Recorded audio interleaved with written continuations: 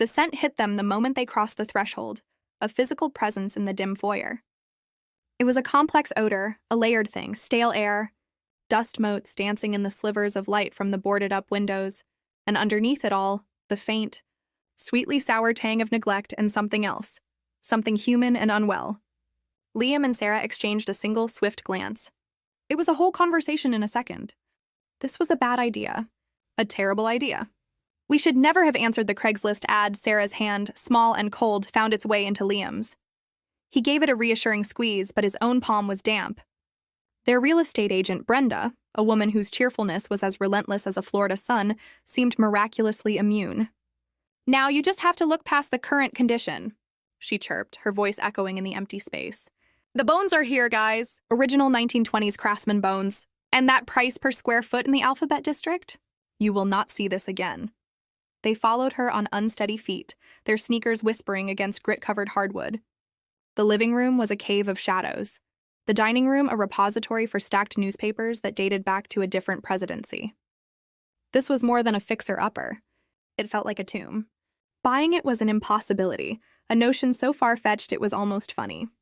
Even for a price that made Liam, a pragmatic accountant, run the numbers 3 times in disbelief. But then they moved toward the back of the house, down a short, dark hallway. The unpleasant odor intensified, becoming more specific, more personal. Brenda's chatter faltered for the first time. Now, the seller did mention that his father is unwell and still resides in the home. We'll just be quick. She pushed open a door and the world shifted. The room was stifling, the air thick and medicinal. In a hospital bed that dominated the small space lay an old man. He was so thin the shape of his skull was visible beneath a parchment-like layer of skin. A single bare bulb hung from the ceiling, casting a harsh light on the scene. A half-empty glass of water with a bent straw sat on a nightstand coated in a fine layer of dust. And standing over him, his back to them, was a middle-aged man with a tense, angry set to his shoulders. He was whispering, but the words weren't gentle. They were sharp, hissed rebukes. A burden. Have to do this. No choice. Liam felt a hot wave of nausea. Sarah's grip on his hand became vice-like. This wasn't just a dirty house. It was a heartbreaking one. The man at the bedside, the son, the seller, turned, and his face was a mask of strained politeness. "Just giving Dad his medicine," he said, his voice too loud. That was their cue. "We're just going to check out the backyard," Sarah blurted, already pulling Liam back down the hall, past a confused Brenda, and out the creaking screen door. The spring air in the overgrown garden was so clean, so sweet, it felt like a baptism. They stood on a patch of weedy lawn, gulping it in. "Liam, no," Sarah said, her voice trembling. We just can't. That poor man in there, it's inhumane." "I know." Liam ran a hand through his hair. "I know." God, what a situation. He was the numbers guy, always weighing risk and reward. The reward here, on paper, was astronomical. This house, in this neighborhood, even in this condition, was a lottery ticket. But the human cost? Let's just get through the tour, be polite, and get out of here. We'll tell Brenda it's not for us.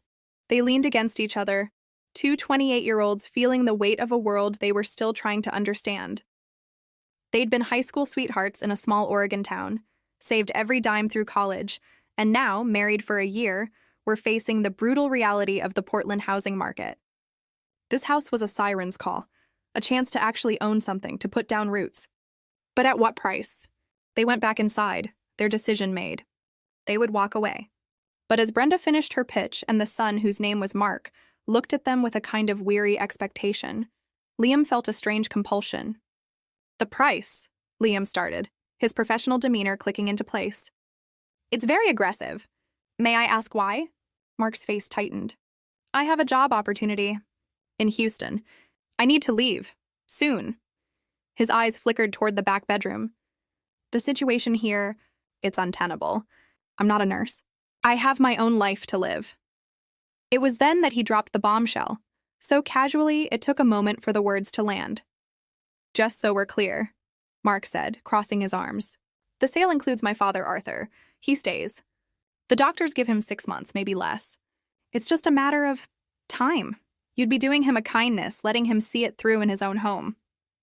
The silence in the dusty living room was absolute. Liam could hear the hum of the old refrigerator from the kitchen. You can't be serious, Sarah finally whispered, her face pale. You can't sell a house with a person in it? That's not legal. It's not moral. Mark shrugged, a gesture of profound detachment. The title will be clear. The house will be yours. He's bedridden. He's no trouble. You just need to endure it. He wasn't asking. He was presenting a grim, take-it-or-leave-it reality. He wasn't looking for caregivers. He was looking for inheritors of his problem. They refused. Politely, firmly, they walked out of that house, down the cracked concrete path, and didn't look back until they were inside their beat-up Honda Civic. The engine turned over, a familiar, comforting sound. They drove in silence for 2 blocks before Liam pulled over, his hands shaking on the wheel. I feel sick, he said. For Arthur. That his own son could just discard him like that. But the house, Sarah said, her voice thick with unshed tears. Liam, it was our chance. Our only chance. She stared out the window at the beautiful, manicured homes they could never afford. What are we going to do? Live in that 1-bedroom apartment forever? Liam looked at her, at the fierce hope and profound disappointment warring in her eyes. He thought of Arthur alone in that dark, stuffy room. He thought of Mark, already mentally in Texas. And then he thought about what kind of people they wanted to be. Were they the kind who walked away from a heartbreaking situation for a good investment? Or were they the kind who walked into one? He put the car in drive, made a U-turn. Where are we going? Sarah asked, startled. Back, Liam said, his voice firm with a newfound resolve. We're not buying a house, Sarah. We're adopting a grandfather. This next section expands on the immediate aftermath and the involvement of Sarah's mother. The look on Mark's face when they knocked on the door, which he'd already locked, was one of pure astonishment, quickly followed by shrewd calculation. He saw them not as rescuers, but as suckers. The paperwork was a whirlwind. They used every cent of their future house savings account, a fund that had taken 5 years to build. They signed a mountain of documents, including a hastily drafted and legally dubious caretaker agreement that Mark insisted upon. When they got the keys, the reality was terrifying. They stood in the empty, silent living room, the magnitude of their decision settling on them like a physical weight. Arthur was in the back, and they were now responsible for him. The first thing Sarah did was call her mother, Helen. A retired ICU nurse, Helen had seen everything.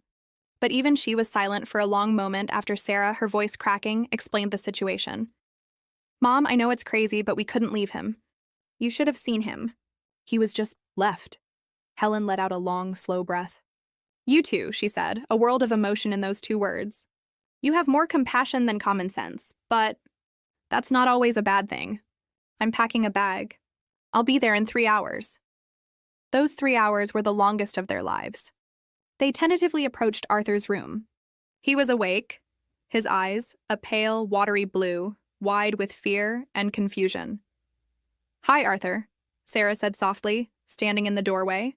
My name is Sarah. This is my husband, Liam. We bought the house. The old man's eyes darted between them. He tried to speak, but it came out as a dry cough. We're not here to hurt you, Liam added, his voice gentle. We're here to help. Is that okay? A single, frail tear traced a path through the wrinkles on Arthur's cheek. He gave the smallest of nods. That was the start. When Helen arrived, she took charge with a quiet, no-nonsense efficiency that immediately calmed everyone. She didn't see a burden. She saw a patient. She assessed Arthur, cleaned him with a gentle, professional touch, and changed his soiled sheets. She sent Liam to the store with a list. Nutritional shakes, soft foods, sensitive skin soap, lotion, fresh pillows. While Helen tended to Arthur, Liam and Sarah began the work of reclaiming the house. They ripped down the boards from the windows, and sunlight, real sunlight, flooded the rooms for the first time in years, illuminating the swirling dust. They opened every window, letting the fresh Portland air sweep through the place. They filled trash bags with years of accumulated junk. The physical labor was a release for the emotional turmoil. Days turned into weeks. A routine established itself. Helen stayed, moving into the spare room, her steady presence a godsend. Liam learned how to help Arthur do the gentle exercises the visiting nurse prescribed. Sarah, who worked from home as a graphic designer, would sit with Arthur in the afternoons, reading him articles from the newspaper or just talking about her day.